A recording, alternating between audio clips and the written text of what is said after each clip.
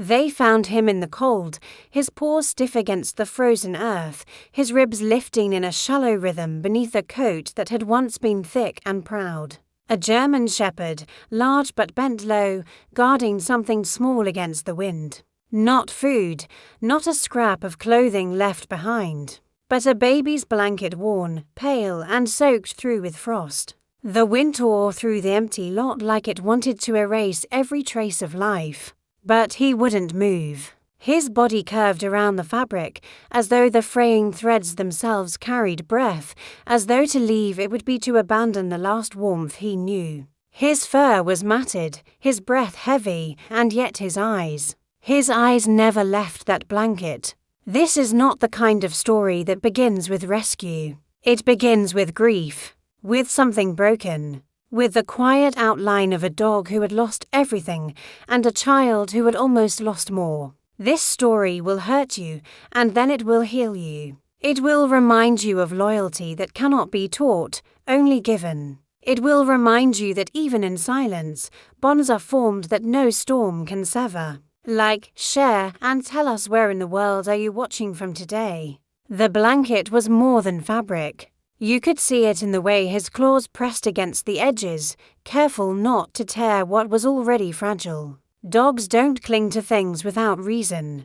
There was memory stitched into those threads, memory only he could smell. He lowered his head once more, and I thought I heard the fainter sound, not a growl, not a whine, but something closer to a breath held too long. It carried weight, as though his lungs knew sorrow in a way his body hadn't yet accepted. His fur shifted with every gust of wind, clumps hardened with dirt and dried blood.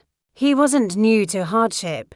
He had walked through it, carried it, worn it on his skin. And in that moment, something stirred in me, a recognition, almost.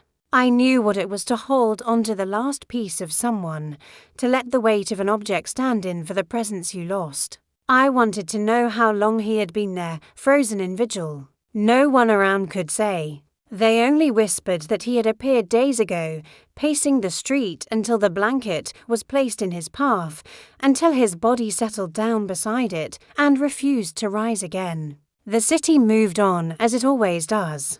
People passed. But he stayed. The scars told their own story. Faint lines ran across his flank, healed over but not forgotten. A tear near his ear, jagged like glass, had cut through it. His pads were cracked, the kind you see only on dogs who walk farther than they should, longer than they can. Each mark was a mile walked, a night endured, a silence kept. I wondered if he had once lived in a house, maybe one with toys scattered across the floor, laughter in the air, and the scent of warm food drifting from the kitchen. Maybe the blanket had been dropped from a crib once, lifted back by hands that never imagined it would one day lie in the dirt. Maybe the shepherd had known love so fierce that even when walls collapsed, he could not let it go. The past doesn't reveal itself in a single frame. It comes in fragments, the way he would lift his head when a child's cry echoed faintly from some distant window, the way his eyes followed strollers passing on the street. He was searching, not randomly, but with the precision of memory. His nose quivered at the faintest whiff of baby powder or milk, and his body would shift forward, then fall still again when he realized it was not the scent he knew. That's when I realized this wasn't loyalty for loyalty's sake. This was grief. He was retracing steps, chasing a ghost the world couldn't see. The blanket bore the evidence too. The edges were frayed, not from the cold, but from countless times being clutched in small fists, dragged across floors, tucked under a chin. And when his muzzle pressed into it, his breathing deepened, as though the scent still carried what his heart refused to admit was gone. I could have stepped forward then, could have tried to coax him away with food or a gentle word. But I didn't, because something told me the story wasn't finished. There was more written into the silence, more waiting to unfold if only I had the patience to listen. The shepherd lay still, but in his eyes I saw roads travelled, nights endured, losses carried. Every scar, every step, had led him here to this blanket, to this silence, to this vigil no one else would keep. And though I didn't yet know the full truth, I knew that somewhere in his memory there was a child. And somewhere in the world, perhaps that child still breathed. The cold deepened, the sky dimmed, and the blanket fluttered weakly under his chin. The night was waiting, and so was he. The first time I saw her, she was nothing more than a shadow in the falling dusk. A small shape, swaddled in light blue fabric, carried through the wind by a woman whose hands trembled as much as her breath. The stroller squeaked softly over the cracked pavement, and the shepherd's head lifted, ears twitching. His body shifted, tense but still rooted to the blanket he guarded. It was instinct at first, that slow, certain recognition in his gaze. He did not run. He did not bark. But something stirred deep in his chest, something silent and old. His eyes softened, though his posture stayed low, protective. I knew then that he was not just guarding fabric. He was guarding memory. The child's presence was quiet, almost imperceptible. She didn't cry. She didn't reach out. She only watched him through the muted haze of the evening, her tiny fingers clutching the edge of her blanket. And when their eyes met hers wide and curious, his steady and weary the air between them seemed to still. The mother stopped, speaking softly to her daughter, as though sensing something strange in the moment. She looked at the shepherd but did not approach. He did not flinch. There was a long stretch of silence, broken only by the sigh of wind and the distant hum of traffic. I stepped closer then, careful not to startle either of them. He did not look away. His breathing was slow now, deliberate. The blanket beneath him shifted faintly as he moved his muzzle forward, resting it on the cold concrete. And then without sound or command the child stretched her hand toward him. It was a gesture so small it could be missed, but it was enough to change everything. Her fingers brushed against his ear, not with fear, but with a quiet trust that startled me. The shepherd's eyes closed softly at the touch, as though it was the first time in years someone had reached out without demand or harm. His body relaxed, though only slightly. The stroller sat still. The mother looked uncertain, her breath shallow. She whispered something, but I couldn't hear her. The child repeated the motion, this time resting her tiny hand gently on his head.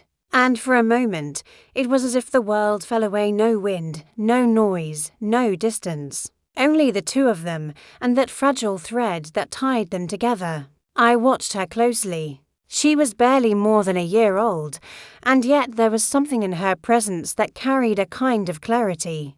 Children rarely give trust so willingly. It is not learned. It is given freely when something in their world says it is safe to do so. And this shepherd bent, scarred, silent had earned it without speaking a word.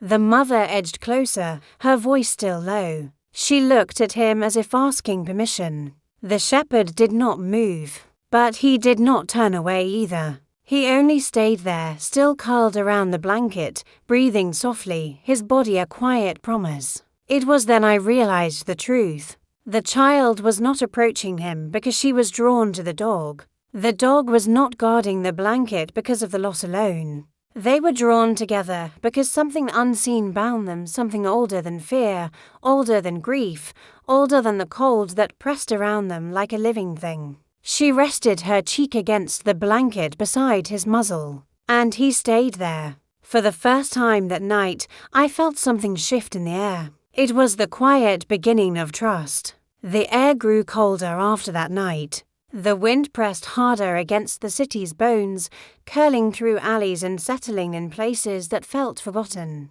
But the shepherd stayed. He did not move from the blanket, even as snow began to dust it in pale layers, even as the streetlights flickered above him in the quiet hours before dawn. It was no longer just guarding. He had begun to change. The shift was subtle, a softer exhale when the child approached, a lighter lift of his head when her small hand reached toward him. And the blanket once dragged and frayed began to fold beneath him differently, as though he recognized its weight had changed. The child returned the next day. She did not cry. She did not rush. She came quietly, guided by her mother's steady hand, her own eyes fixed on the shepherd like something magnetic. She did not speak. She could not, or perhaps she simply chose not to. Words were not needed. She reached toward him, and he responded with the same stillness that had become his language. It was the first time I saw him look at her with something like understanding. Not hunger, not fear, but awareness. His gaze lingered longer now, and his posture relaxed in her presence. Where once his body had been tense with guarding, now there was a subtle ease, a readiness to be close without the sharp edge of vigilance. The crowd around them began to notice. People slowed their steps. Some whispered. Some paused to watch. But no one crossed the quiet line between them, as though they too understood this was not something to be broken. The mother grew quieter each day. She spoke less to the shepherd and more to her daughter, as if teaching her something that could only be learned in silence. The child, in turn, learned the same language: soft touches, slow steps, long looks. One afternoon, I watched her stand beside him without hesitation. She laid her small hand on his shoulder, and he lowered his head as if answering a prayer. His tail moved just slightly, a faint ripple of motion, but enough to tell me that something inside him had shifted. It was not trust alone. It was something deeper, a quiet acceptance that this child was different, that she was safe, that perhaps he no longer needed to carry the weight of what had been lost because something new had begun to grow. I began to notice other changes. His breathing was less strained. His movements were slower, more deliberate. He stopped pacing at odd hours. Instead, he began to stay still beside her stroller, as though guarding not just a blanket, but a presence. The blanket, too, had changed. No longer dragged or tossed aside, it lay folded under him like a talisman. I could almost imagine him wrapping it around her if she were cold. The thought settled in my chest with a strange heaviness. This was no longer simply a story of loss. It was becoming something quieter, and yet far more profound. The night was different now when they came together. The cold seemed to hold its breath around them, giving way to a kind of fragile peace. The shepherd's muzzle rested gently against her blanket, and she leaned closer without fear. For anyone watching, it was still only a dog and a child. But for me, I knew it had become something sacred. They had found each other, and something unspoken had begun to change forever. The air changed that week. Not because the cold deepened, it already seemed endless, but because people began to speak of him differently. Whispers turned to questions. Questions turned to judgments. The shepherd was no longer a shadow in the lot. He has become part of the story now, and every story draws attention. The blanket still lay beneath him, folded now with quiet care, but it had become something worth contesting. The first voice came from the edge of the street. A man in a uniform, part animal control, part authority, came with clipped steps and a clipboard. He spoke softly but with firm certainty. "This dog can't stay here. It's dangerous. It's cold. It's not safe for him, and it's not safe for the child." The mother spoke then, her voice low, almost pleading. She had watched him with her child enough to see what others could not. But her words were drowned in a murmured chorus from those who did not understand. "It's a stray. Someone should call the shelter. It's only a matter of time before it attacks." No one saw her daughter yet. The child was sitting a few feet away, her blanket still wrapped around her small shoulders. She watched the shepherd without blinking, her eyes steady and unafraid. She did not speak. She did not cry. But her hand rested lightly on the edge of his folded blanket, as though anchoring him there. The shepherd lifted his head at the voices, but he did not move. His gaze found hers instead, slow and deliberate. Something passed between them, a silent promise neither could name. The man in uniform stepped closer, crouching to speak directly to her mother. "We need to take him. There's no proof he belongs here. He could be injured, diseased, dangerous. His tone was measured, but his eyes held the weight of finality. The mother hesitated. Her breath came slow, uneven. She glanced at her daughter, who did not shift, who did not tear her eyes away from the shepherd. The air between them felt heavy. Somewhere in the hush, I realized she was weighing a decision she had not thought she would ever face. I approached slowly, not to interrupt but because the moment demanded it. My boots crunched softly over frost, each step loud in the stillness. The shepherd's ears flicked toward me. His muzzle lowered, resting again against the blanket as though bracing himself. I said nothing, but I did not walk away. The man in uniform straightened and glanced between us. "You have to decide now. Either we take him or we leave him here. We can't keep coming back." The mother looked down at her daughter. The child reached again, this time pressing both hands against the dog's head. Her fingers curled lightly in his fur. She did not speak, but her small gesture was enough to stop the moment, enough to bend the air toward something else entirely. The shepherd shifted slightly under her hands, not with fear, but with a quiet acceptance. His eyes closed briefly, as though he knew the decision would come from somewhere deeper than words. The crowd around us held its breath. Somewhere, someone muttered that a choice was being made, though no one could say by whom. And in the stillness, I realized it was not about rules or shelters, or even safety. It was about something far older, a quiet truth no one could deny, that the dog and the child had already chosen each other. The cold pressed harder, as though testing the fragile bond between them. And for the first time, the shepherd shifted his body slightly forward, leaning closer to her blanket as if to say, "Whatever happens next, I will not leave." The air felt heavier after that moment in the lot. The man in uniform had stepped back, his clipboard still in hand, as though uncertain whether to press the issue. The murmurs of the crowd hung like frost in the cold air, quiet but unyielding. Everyone was waiting for something, a word, a movement, a decision. The mother's eyes stayed fixed on her child and the shepherd.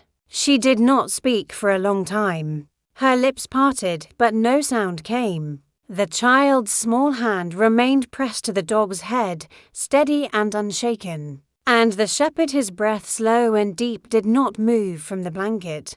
It was clear then that there was no easy resolution. The law had its place. The man in uniform had his orders. But there was another truth here, one no rulebook could capture. It was written in the way they looked at each other, on the way the dog's paw rested gently near her tiny feet, in the way her breathing slowed in his presence. Something inside me shifted. I stepped forward, my boots crunching softly over frost and silence. I did not speak loudly. I did not raise my voice.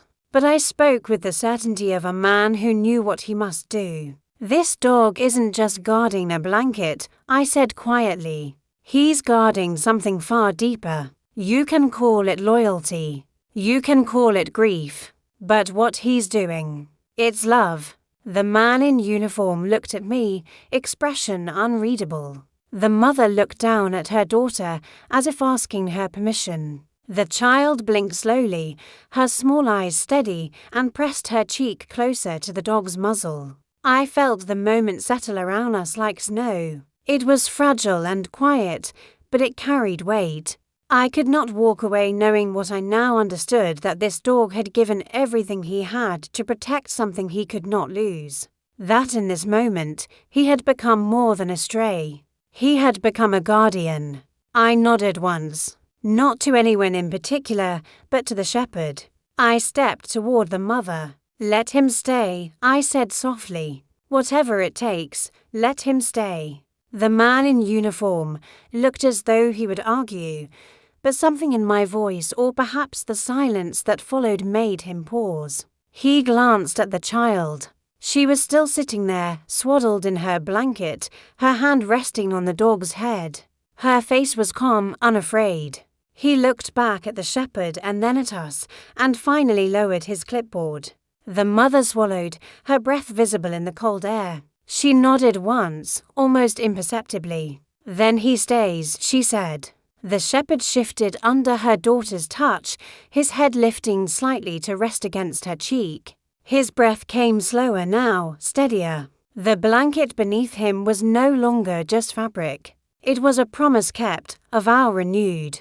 For the first time that night, the crowd began to step back. They let us stand there, in the quiet cold, holding something no one could name but all of us felt. The shepherd lay still again, curled around the blanket as the child reached forward to touch him once more. And I knew, without doubt, that nothing could break what they had found in each other. I stood there, watching, my breath a thin cloud in the cold. Somewhere behind me, the city moved on. But here, in the hush of frost and quiet, a choice had been made. A choice to protect, to stay, to love. And it was enough. The cold had settled into something deeper now, not just frost, but a hush that lingered long after the wind had died. The lot was empty again, the crowd gone, leaving only the soft rhythm of breath and the faint scrape of boots on ice. The shepherd lay curled tightly around the blanket, his body a quiet shield against the cold night. The child slept. Her head rested gently against the blanket's folds, her tiny chest rising and falling in slow, even breaths. Her mother sat nearby, her knees drawn close, watching with a quiet reverence I could almost touch. Neither of them moved. Neither disturbed the stillness. I stood a few steps away, watching them, watching him, watching the way his muzzle rested just above her, the slow twitch of his ears as he shifted in his sleep. There was no tension now, only peace. Not the kind of peace that comes easily, but the kind that comes after something has been fought for quietly, without words. The shepherd's breathing deepened. His body relaxed further, as though he was certain now there was nothing left to guard except what was already safe. The blanket beneath him was no longer just fabric, it had become something sacred. A soft talisman wrapped in frost and memory. I thought about how it began. The way he had refused to leave it, even in the cold. The way she had come to him without fear. The way they had found something in each other neither of them could name. It was not a coincidence. It was something older, something silent. Something that had been waiting for this moment. The mother shifted slightly, pulling the blanket closer to her child. She did not speak. Neither did I, we did not need to. The shepherd seemed to understand that. His body eased further into the curve of the blanket, his breath a steady rhythm against the quiet night. Somewhere in the distance, a car passed slowly, its tires crunching on ice. The sound was swallowed quickly by the stillness that had gathered here. The city beyond the lot carried on, unaware of what had happened in this small patch of frost and shadow. But here, we all knew. I stepped closer, careful not to disturb the hush. I crouched just outside their circle, watching. The child's hand slipped slowly toward him again, brushing the edge of his ear. He did not stir. His eyes remained closed. But something in the way his chest rose and fell told me he was not asleep in the way we think of it. He was still watching, protecting still, even at rest. The mother's gaze fell to him. A faint exhale left her lips. Her hand rested lightly on the child's blanket, and for a moment the three of them, child, dog, mother, were the only things that mattered in the world. There was no triumph here, no loud victory, only something quieter, a choice kept, a promise held. The wind stirred again, brushing across the lot. The blanket shifted slightly under him. And in that small movement, the shepherd seemed to whisper the truth of everything we had seen, that sometimes the greatest rescue is not the one that saves a life in a moment of action, but the one that offers a silent shelter for a soul. The child shifted in her sleep. The shepherd stirred but did not rise. His head rested deeper against the blanket. His breath was steady, warm, and the night held its silence. A whisper before the credits.